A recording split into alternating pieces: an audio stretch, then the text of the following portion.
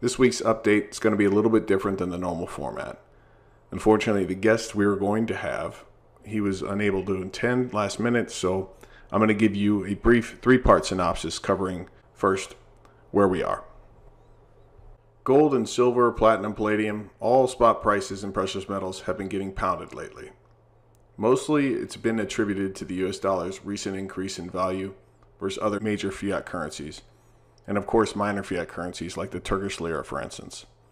Now, there's all types of people out there saying, there's perhaps the yuan trade is on, or the SDR, and there's plenty of people who are going to argue this. No one's going to be able to probably pin down exactly what's going on, but you can definitely point to the US dollar strengthening in the last 6 months, and we're going to go through a few charts.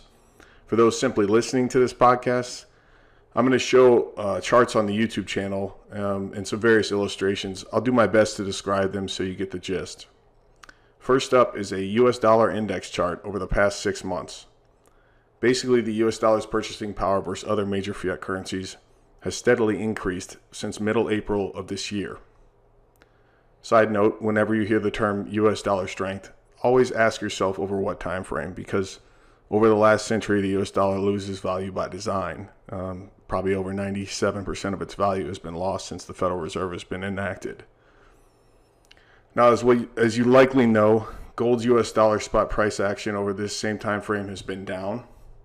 The chart you can see below, we went from 1350 roughly down to almost 1150. Interestingly, it was not until about middle June when precious metal spot prices really began falling hard. And that's the same story in silver. See the chart here. Platinum, and palladium too. On a quick aside, ever since the NYMEX and COMEX has been trading platinum and gold futures contracts respectively, platinum's never been cheaper versus gold. You can see it today on this chart. But that's another topic for another day. Basically, from my experience, reading the comments on Silver Doctors and here on YouTube and just the general sentiment that's out there in the bullion industry, there's basically two camps of bullion buyers out there. Maybe three. One is brand new, doesn't really know anything about it. There have been a lot of brand new buyers this week, and that's a good thing. The other camp's pretty tired. They're kind of sick of the downward price grind since the 2011 highs, and they're pretty much looking forward to dumping their bullion as soon as they can and reach a break-even point, perhaps. The other camp sees it as a long-term insurance play and perhaps even a value play, where you always have some position in bullion. They perhaps are buying it when it's cheapest, and they're selling it when prices go eventually higher, maybe a little bit here and there. Some people just think they're going to hold it the rest of their life and hand it off to their heirs. I'm not really sure what camp. I guess I'm a mix of both those two camps. It would be nice as the prices start rising to sell it off and start buying into other asset classes if they've gone down from their valuations as they are today. But I'd like to hear from you which camp you're in the comments below in the YouTube channel. Let me know, which camp are you in? Are you someone looking to sell as soon as you can break even? Are you looking to hold on and you think that the prices and values are going to go much higher in the future? My bet is you may be a mix of both too. What else is going on? This week, as we saw silver spot prices revisit their late 2015 lows in the middle $14 an ounce range, SD Bullion had its largest one day of customer bullion buying ever. The mainstream and even alternative media rumors of vanishing bullion buyers are somewhat exaggerated. Most of these claims are made by people who only look at brand new US Mint coin sales charts. They have little to no insight into secondary bullion product sales volumes, which can often month on month be more than half the sales volumes. Again, these are not reported in the public domain, and so what you read on Bloomberg, for instance, when they tell you that gold coin sales are at the lowest level they've been since 2007, that's half the story. Occasionally I write content which gets posted on SD Bullion's new website. This past July I wrote an article there entitled Silver Gold Price Drops 2018 to 2008 ? In the article, which I'll link in the show notes below, I describe what life was like in the bullion industry in the fall of 2008. Explicitly, I describe what the downward price action did to the retail and wholesale physical bullion markets. And you can find old charts showing how high product price premiums got to back then. You can also find way back links to show you bullion dealer websites that virtually had no products to sell. From early spring 2008 to late fall of 2008, we went from $1,000 to $700 an ounce gold, and $21 to just under $9 ounce silver. Obviously, we know what happened from there. We went from $9 an ounce silver up to $50, $700 an ounce gold up to $1,900. And that happened within a matter of, roughly 2.5 to 3 years. Could we be seeing the same thing going on right now? I don't know. Neither do you. Possibly there's a combination of lower precious metal prices that will be needed for longer, as well as some sort of crisis in one or two major asset classes to begin seeing bullion products vanish and price premiums gap out, similar to what we saw back then. Next week, we plan on delving into more insights into the physical bullion market's current premiums and supply-demand dynamics with Roy Friedman, a longtime U.S. Mint AP wholesaler trader. We've had him on before, I believe in October of 2017, so definitely looking forward to hearing what's going on with him today. I expect we'll likely glean some further insights into what's happening in the retail and wholesale physical bullion markets, as well if and or potentially when we may begin to see product price premiums gap up and possible shortages. Who knows? A potential trade. We're about to talk about a common sense trade you can consider, especially if you reside in the USA, where you pretty much have to drive an automobile to get around. Now, if you've been paying attention over the last year or so, you've likely seen various versions of this current S&P 500 stocks versus commodity index chart. Basically, the chart screams buy commodities at the moment. They're cheap. It said the same thing in the early 1970s, before the 1987 crash, in 1999, and now.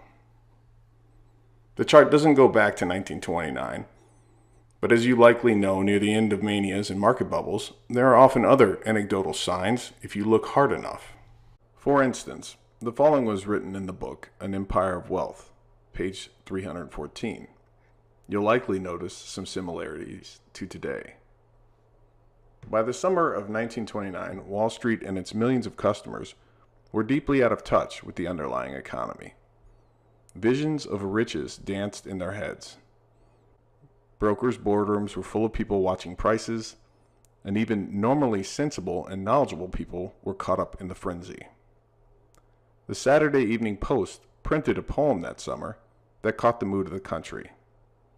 Oh, hush thee, my babe. Granny's bought some more shares. Daddy's gone out to play with bulls and the bears. Mother's buying on tips, and she simply can't lose. And baby shall have some expensive new shoes. For those simply listening, I am now showing another iconic image from late October 1929. The picture shows a man dressed in a nice slick suit and top hat. His name is Walter Thornton. He stands next to a now highly collectible Chrysler Imperial Roadster, a late 1920s two-door convertible model. Now, you car buffs out there, you might be able to tell me the exact year and version, but it appears to me to be a 1928 or 1929 model, which conservatively retailed for just $1,600 US back when it was sold in the late 1920s. Walter's homemade sign sits on the car, now surrounded by onlookers. It reads in bold black letters, $100 will buy this car, must have cash, lost all in the stock market. Now think about this. This guy likely bought this car, new, for over 70 ounces of gold back then. And there he is only months later, looking to sell it for about 5 ounces of gold value, pre-confiscation. I'm not saying something that dramatic is going to happen in the years to come, but similar scenarios are taking shape. Here's the U.S. car loan market today. Over $1.1 trillion US in car loans, an all-time record. We're now almost 50% above where we were in the 2006-2007 housing bubble era. Here's the trade I'm describing. In early May of 2011, a colleague of mine decided to convert some silver profits into a gently used car. Guy bought a mint Toyota 4Runner with only 33,000 miles on it for just over 17 grand. Back in early May of 2011, silver was trading around $43 an ounce.